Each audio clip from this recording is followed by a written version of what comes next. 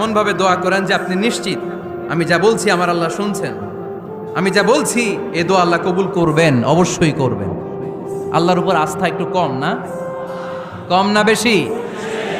যার আস্থা বেশি তার দোয়া কবুল হওয়ার সম্ভাবনাও বেশি। আপনি যদি সন্দেহে হায় রে দোয়াটা যে করতেছি না জানি কবুল না হয়, ওই দোয়া জীবনেও কবুল হবে? উদু আল্লাহ ওয়া আনতুম মুকিনুনা বিল ইজাবা, এমন ভাবে আল্লাহর কাছে চাও যে তুমি নিশ্চিত কবুল হয়ে যাবে।